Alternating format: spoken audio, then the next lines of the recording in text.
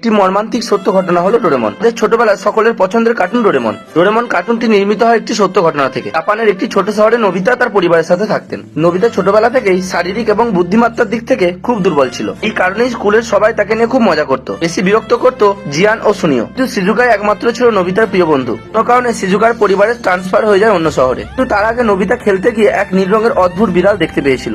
ওই বিড়ালটির নাম দিয়েছিল ডোরেমন। সিজুকা চলে যাওয়ার পর নোবিতা সেই বিড়ালটির সাথে সময় কাটাতো। কিন্তু একদিন খেলতে বের হলে নোবিতা স্কুলের ছেলেরা নোবিতাকে নিয়ে খুব মজা করতে থাকে। শেষমেশ নোবিতার নীল বিড়ালটিকেও তারা মেরে ফেলে। এই আঘাত সহ্য করতে না পেরে নোবিতা প্রায় 6 বছরের মতো কোমায় চলে যায়। কোমায় থাকাকালীন নোবিতার স্বপ্ন দেখে যে সিজুকা ফিরে এসেছে এবং নোবিতার জন্য ফিউচার থেকে একটি রোবট পাঠিয়েছে, যার নাম ছিল ডোরেমন। এই রোবটটার সাহায্যে তার মনের সমস্ত ইচ্ছা পূরণ করতে পারবে। নোবিতা তখন আর দুর্বল ছিল না। কোমা থেকে জেগে নোবিতা যখন জানতে পারে এসব স্বপ্ন ছিল, তখন সে আরো ভেঙে পড়ে। বিশ্বাস করতে থাকে ডোরেমন সত্যি আছে।